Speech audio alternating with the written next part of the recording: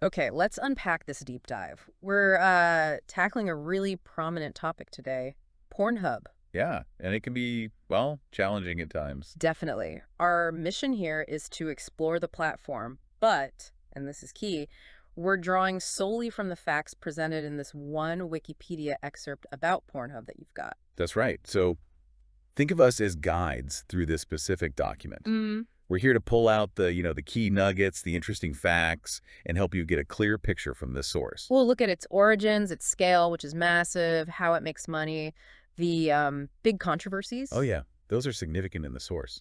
And its impact, how it navigates the digital world, real-world pressures. But only as reported in this document we're using. Exactly. And we need to say this up front, right? Absolutely. This involves sensitive stuff. We are sticking strictly to the source material, reporting impartially. We're not endorsing anything mentioned in there, just conveying the information it presents. It's about helping you, the learner, understand this specific source. Precisely. A guided tour through the Wikipedia entry. Let's jump right in. Okay, so based purely on this source, let's start with Pornhub at a glance. What does it tell us? Well, first off, it's Canadian-owned, part of a bigger company called ALO. Which used to be called Manwin, right? The source mentions that. Yeah, exactly. And the current owner, according to this document, is Ethical Capital Partners. Geographically, where is it based? Headquarters are in Montreal, Canada, and the site itself, it launched quite a while back now, May 25, 2007. Okay, so it's been around. Who started it? Founded by Matt Keyser within a company called Interhub. Then the source says it was bought by Fabian Thalman. And then Thalman sold his stake later on. Yep, sold to Ferris Antoon and David Tessio. That's what the source detailed. And the site itself, it's described as a pornographic video sharing website, available in multiple languages. Right, and the business model, according to this source, private company, mainly supported by advertising. Registration is optional, it notes. Yeah, you don't have to sign up. Okay, so that's the overview. Let's dig a bit deeper into how it actually works, functionality and early development, based on the source. Sure. So visitors can watch videos, both professional and amateur stuff. Lots of categories. And a really key feature, which becomes important later, is that users can upload their own videos, right? Exactly. Upload and share, which naturally leads to the need for moderation. So users can flag content if they think it violates the terms of service that's mentioned. Yep. And the source also touches on some early things they did to maybe improve the experience. Like what? Well, October 2013, they launched something called Pornhub Select. Described as an effort at, quality curation. Okay, trying to highlight better stuff. And around the same time, PornIQ. This was more algorithmic. How so? It made personalized playlists based on your preferences, time of day, location, even how much time you had. So it was less about searching, more about the site suggesting things. Yeah, the source actually calls that out as a shift. Yeah. From searching to curation, kind of like, Netflix or Spotify now. Yeah. Interesting parallel. And this stuff seemed to work in terms of growth. Well, the source says by 2009, ILO's top 3 sites, that was RedTube, YouPorn, and Pornhub, they collectively had 100 million unique visitors. Wow. 100 million back in 2009. That's huge scale, even then. Definitely gives you a sense of their early reach. Okay, now the source gets into some, let's say, more unique initiatives and how they integrated technology. This part's pretty interesting. Yeah, some of this is quite unusual, maybe surprising. Totally. Remember reading this in the source in 2015? They announced they wanted to make a space porn film. Sexplorations, that's right. They even tried crowdfunding it. Contingent on funding, the source says maybe for a 2016 release. Did it happen? The source doesn't say it did, just that it was announced. No, it doesn't seem to follow up on whether it launched, but yeah, very ambitious. And then more standard stuff, like launching an online casino in February 2016. Right, diversification. Makes sense from a business perspective, maybe. On the tech side, what else? AI and computer vision. Yeah, October 2017, a VP announced plans for that, using AI to automatically identify and tag videos. Scanning was supposed to start early 2018. Okay, leveraging tech for content management. What about payments? You got into crypto. Started accepting Verge in April 2018. And they launched their own VPN service too, right? VPN Hub? Yep, May 2018. Free and paid versions. Operated out of Cyprus in the U.S. Claimed no logging, but the source mentions a reviewer questioned that. True. And then there was that wearable device, the Wank Band. Yes, the Wank Band. Announced in 2015, supposedly stored kinetic energy from male masturbation, to charge devices. Seriously. And the source says, As of 2020, it was still listed as in development on their site, so maybe more of a concept or PR thing. could be. It's a fascinating mix of things they tried. What about VR? Oh yeah, they offer virtual reality videos for premium customers. 360-degree views. And the source notes it's even compatible with PlayStation VR if you transfer the videos. So you look at all this together, AI, VR, crypto, the casino, the VPN, even the space film idea, and the wank band. Yeah. What picture does that paint? To me, reading the source, it seems like a real willingness to experiment broadly. Yeah. I mean, you've got serious tech integration, like AI and VR for the core product, Yeah. then separate businesses like the casino and VPN, Right. and then these really out there, maybe attention-grabbing things like sexplorations or the wank band. So constantly exploring different avenues, some practical, some maybe less so. Exactly, a real mix. The source shows them trying a lot. It's a good way to put it.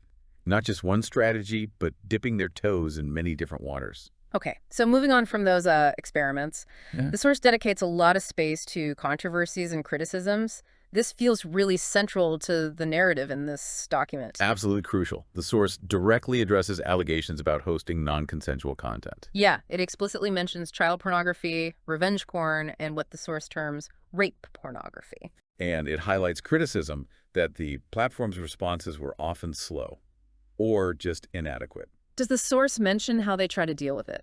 It notes they use a service called Vobel to search for banned uploads, and there's an online form for reporting content. But the criticism persisted, right? The source quotes journalists saying the company profits from content that destroys lives. Yeah, strong words quoted there. And it details several specific cases to illustrate the problem. Like what? There's a 2009 incident mentioned, a 14-year-old girl.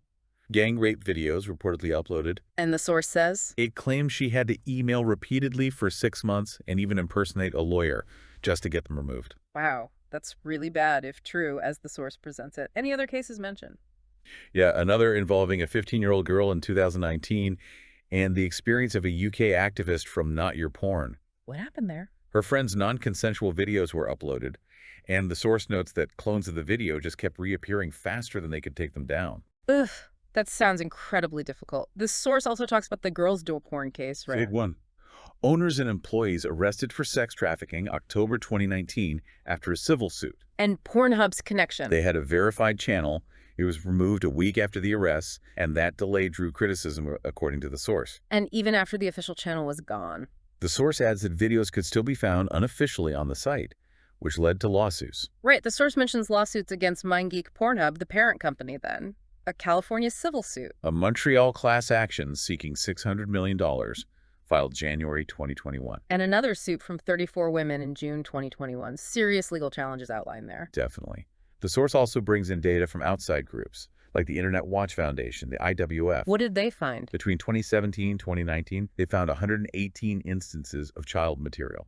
The source notes Pornhub removed these quickly. Okay, but But an IWF spokesperson quoted saying other platforms were overall more problematic. what about U.S. organizations? NCMEC. National Center for Missing and Exploited Children.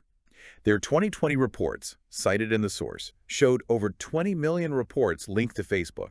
That was 95% of the total. And Pornhub MindGeek. 13,000 reports related to their sites combined. So a much smaller number in that specific comparison provided by the source.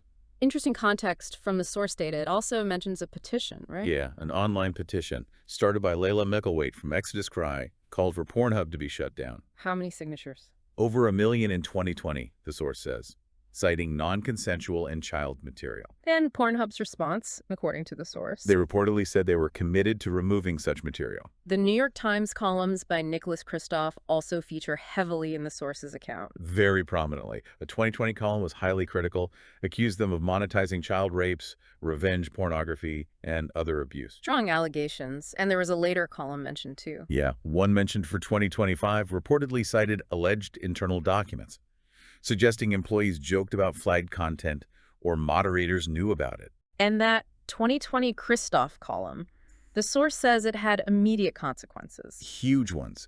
MasterCard and Visa cut their services in December 2020.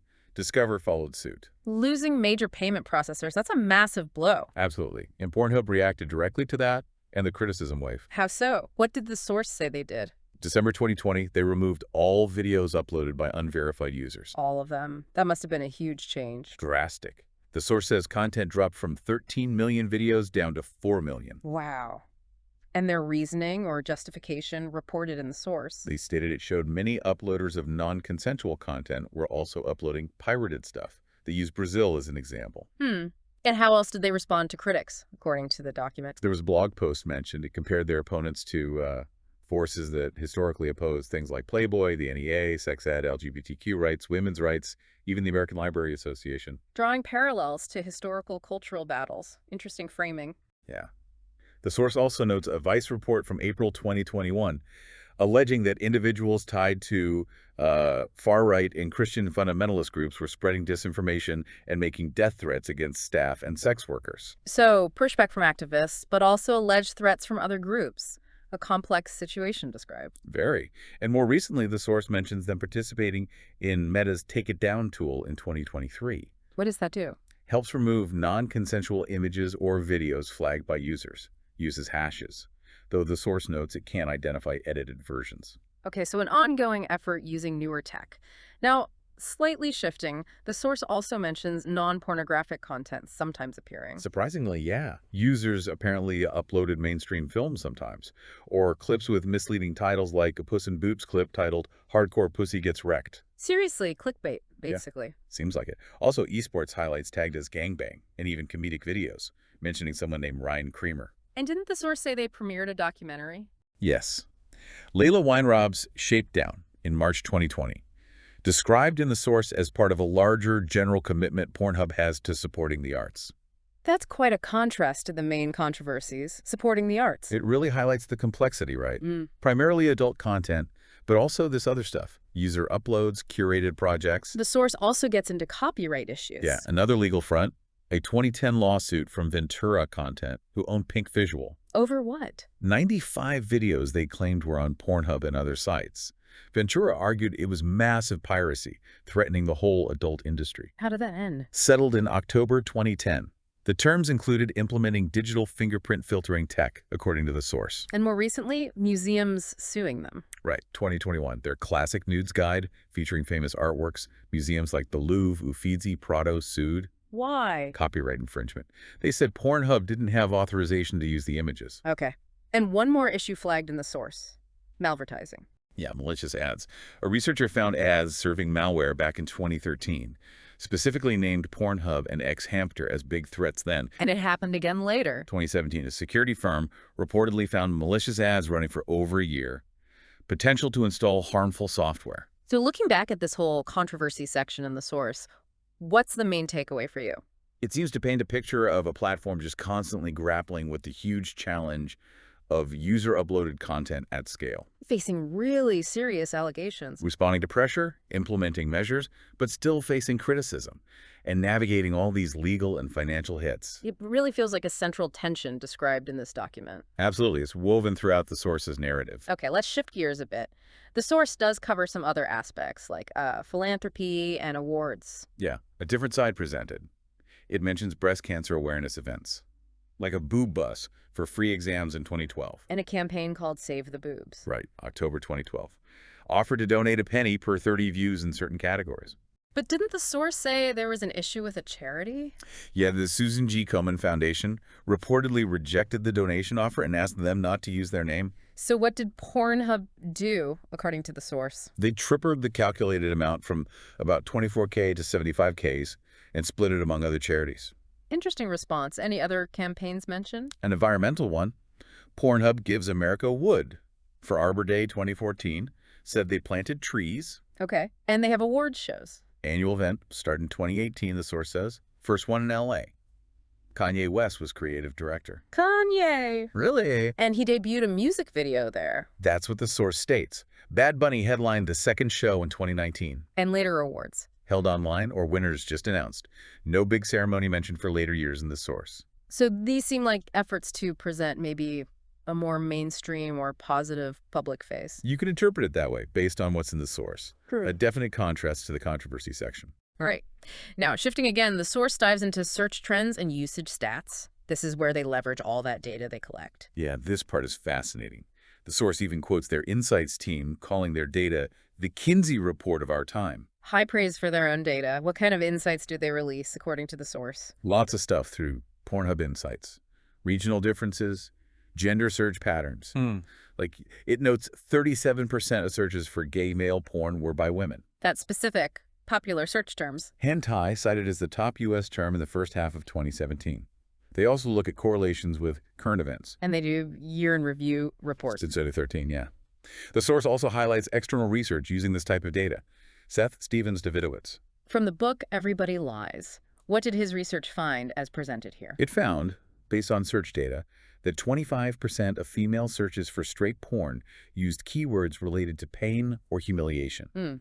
And non-consensual terms. 5% included searches for those, even though the content itself is banned. And he noted in the source's account that rates for violent genres were higher among women than men. That's quite revealing data, if accurate. Yeah. What about popular categories for women? The lesbian category. Consistently the most popular among female viewers since 2014, except for 2020, according to the source. And women search for lesbian terms more often. Yeah, terms like scissoring, regardless of their own orientation. The source mentions this finding is supported by articles in Cosmo, Glamour, Women's Health. The data also shows links to external events. Definitely. Traffic dropped during the 2017 solar eclipse. Okay, that makes sense. People were outside watching. More dramatically, the 2018 false missile alert in Hawaii. Traffic reportedly plunged 77%. Wow. But then... Increased 48% after the correction came out. A real V-shaped recovery in traffic, the source implies. Fascinating snapshot of priorities in a crisis. What about COVID? The source says searches went up, peaked at 24.4% higher internationally in March, April 2020 compared to 2019. And they link that. A free premium campaign they ran, encouraging people to stay home. This whole data side, it really shows how platforms like this reflect behavior, doesn't it? At least as presented in the source. Absolutely. It gives you that a different lens, seeing it not just as a content host, but this huge pool of behavioral data based on their own reporting. Okay, nearly there. The source finishes up by detailing global blocks and bans, the regulatory side. Right. A constant battle, it seems. It mentions an early failure by a UK provider, TalkTalk, to block it back in 2011. And they couldn't get a Super Bowl ad? Nope. CBS rejected it in 2013, even though the ad itself was safe for work. U.S. TV rules on endorsing pornography, the source says. Which countries have blocked it, according to the document? China, since 2013. The Great Firewall. Russia blocked it in 2014, reinstated it in 2017, but required age verification via VK, their social media platform. Others. The Philippines, January 2017, under an anti-child pornography law. India, too. Yeah, a ban reinstated October 2018 by a high court, though ISPs could choose to leave sites without child content unblocked. And Pornhub's reaction mentioned in the source. Launched a mirror site, Pornhub.net, to try and get around it. Thailand also blocked them in November 2020. It's not just countries, but social media platforms, too. Right. Instagram banned their account in September 2022. Source says it was non-pornographic content, followed lobbying efforts. YouTube and TikTok, too. YouTube channel taken down December 2022. TikTok removed days earlier, deplatforming across major social sites. And now, U.S. states are getting involved with age verification laws. Big time. Utah passed SB 287 in May 2023. Pornhub responded by just blocking access entirely in Utah, displayed a critical message about the law. And Texas sued them. Yep, the Texas AG sued ALO Pornhub in Feb 2024 for not obeying their age verification law. How many states have blocked access now, according to the source's latest update? As of March 2024, the source says Pornhub ALO sites blocked access in 16 states. List them out.